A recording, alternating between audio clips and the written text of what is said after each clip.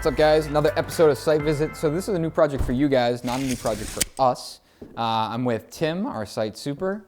This is a brownstone renovation that we're working on here in Back Bay. And what started as kind of a overall cosmetic renovation turned into a much more substantial renovation. And one of the issues that one of the struggles that we deal with in these brownstone renovations is air tightness. So One of the things that you've been working on last week is this. So can you walk us through what we got going on here?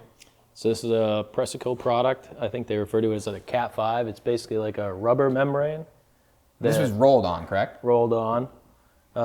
This is just 2 coats. They actually have a fast flash, or it's a bit of a caulking, that will fill all these voids that you see.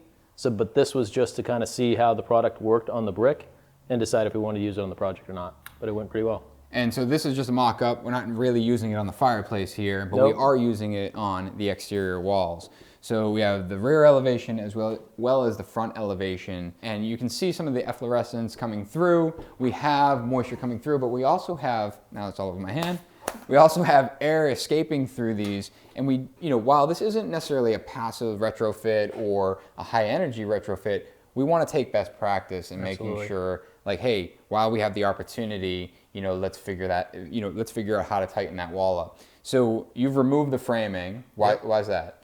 Just so we can get to the wall a little bit easier to make sure we can do, as you're saying, just the best job we can at making it as airtight and weathertight as we can get it. So what's our process going to be on this wall? Framing's been removed.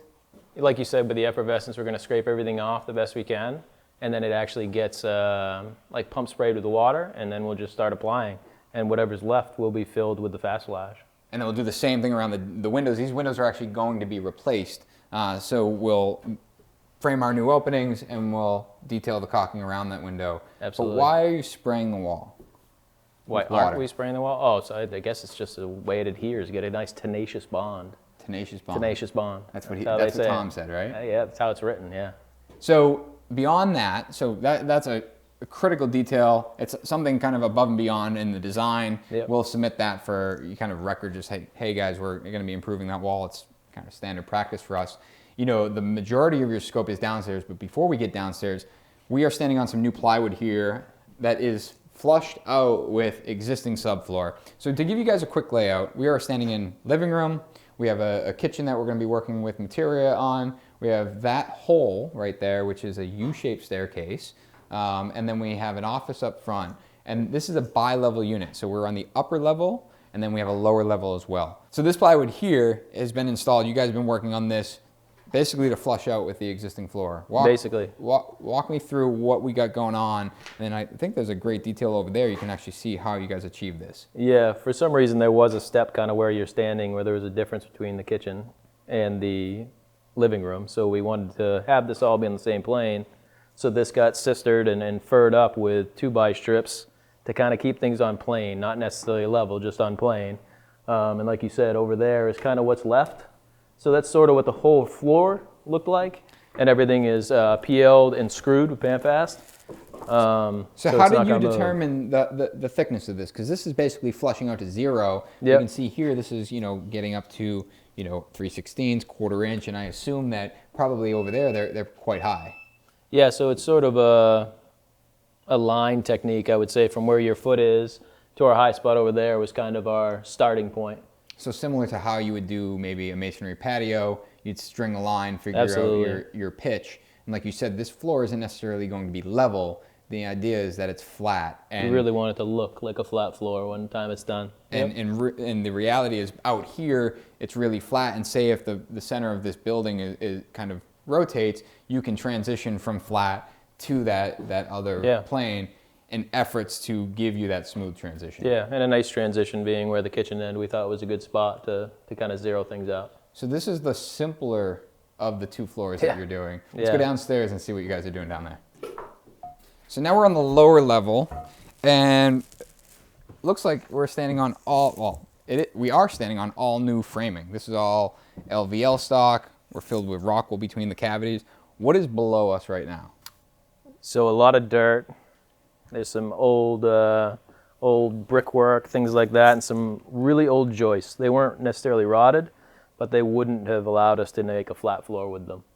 And overall, when we did demo, we found layers and layers, upon layers. And really, you know, one of the things that I think it was the electrician that was talking about it early on, and you'll see above us is wiring everywhere, and it, you know, it continues to look kind of like a rat's nest. Yeah. But what it was when we started was really, yeah, substantially worse. It looks really good right now. Yeah, it's clean, and there's, you know, a lot of this, we're in a building that has multiple units, so a lot of this might be common. We have to be, you know, aware of that. But this wasn't always a super desirable neighborhood to live in. And, you know, way back when, a lot of these renovations happened on the cheap. So you would have these like hodgepodge pieces of, you know, work or renovations done where it's like that's what we were taking apart. Yeah. Is the floor was all over the place. It was different materials. It was cut up, patched, on and on. We have, you know, over here we have a concrete slab that ties into, you know, wood framing. So ultimately, when we took it apart, or when you guys took it apart, you guys made the decision like, hey, we got to start from scratch. Yeah, we need to own the quality. So how did we go about that? So we removed all the plywood that you're kind of discussing, the layers upon layers upon layers, and got down to the point where we had to make the decision what can stay and what can go. We had already decided we're going to sister the studs where we can, and there was sections of this floor that we just had to get rid of, re-ledger around the outside, and just infill with new joists.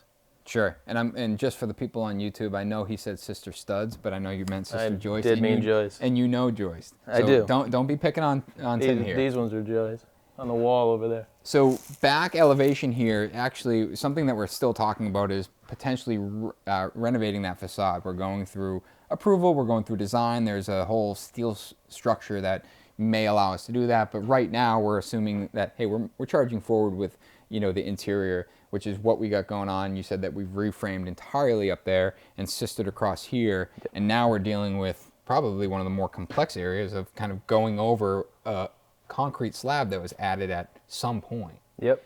So, you know, I'm going to ask you this live because I haven't asked. You know, I see a lot of cracking here. Yep. In the concrete. What is there area for concern or cause for concern that this slab is not, you know, structurally sound, and that what we're doing here isn't going to be supported? No, I don't think there is. It's solid filled underneath at this point.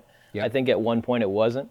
When we sistered these joists, there was a few of them that were loose enough trying to decide if we were going to take them out or not, and you could actually lift this crack up. Interesting. But it is resting on dirt. Gotcha.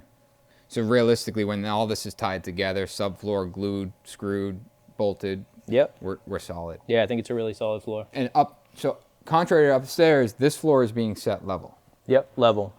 And so everything that's existing when we are sistering these joists, the reality is those joists are being sistered, but our new joist is being elevated or moved down based on what is level. And how did you determine what that level was? So we used a high point kind of on the floor before we demoed anything. And we decided out back there was a hearth that was a little bit higher than the rest. Mm-hmm. So we used that hearth's here, right? High point to establish the high point of our framing. So you essentially set up a laser and figured out. Yeah, we kind of surveyed the whole basement. Right. And decided where the high point was. And it's right in this area, right? It was. So the hearth used to be here. Okay. We ended up knocking it out, pushing it down, and reframing it. But I would say the high point was somewhere in this vicinity. Sure. So at that point, we knew that everything else was going to be riding up. And it's really important to figure out what your high point is, especially when you're going to be leveling floors. Because if you don't determine what your high point is, if we had started at that end and worked this way, it very well could have been that this hearth could not have been knocked out and it would have been sticking through our finished floor. And it's just, you know, it goes back to making sure that you're intentional in your thought process and being sure that you're thinking these things ahead. And just to kind of situate you here, down here we have the primary suite. We have the bottom side of that staircase, 2 bathrooms and another bedroom. And this is for a client of ours that, you know, ultimately saw the value in this place. And when we started, you know, while it was, you know, at some point renovated, it was renovated in a really poor way that just didn't give a lot to the thought of design and how stuff flowed. And as you can see, we're faced with a lot of challenges. But Tim and Patrick on site, you guys have been firing away through, you know, what we've got for existing conditions and figuring out the best use of this space. Before we go, talk to me about the staircase, because you know the staircase was originally this standard winder staircase, and we have faced many challenges with the design of it. But ultimately, what are we going to end up with here? So this should be kind of a true spiral, I would say. It's going to naturally kind of make the curve where the old staircase was more like a winder. This one's going to have a really natural flow. As it just makes the corner, it gets a little bit bigger, but it's being, you know, it'd be a great staircase. And U-shape right up. U-shape right up. And this wall will actually be radiused on the inside to match the staircase. Which would be really nice. And then actually, contrary to what's upstairs, that wall is going to be flat, a square opening. Yep. So yeah, we'll carry the landings. Carved out a U-shaped staircase out of a solid member, dropped it into this place. Absolutely. This staircase, we're going to be working with a staircase vendor off-site, building this, I think, entirely off-site, or at entirely least off-site. In pieces, or well, it'll be brought in pieces, but completed is the goal. Off-site, brought it here, put it back together. Yep, right into a finished stair hole. Very cool. So this project we're working on with John Buckley Architects. You guys want to see more? Make sure you stay tuned for next episode. Tim, appreciate you being on. Thank you. We'll keep you guys in the loop.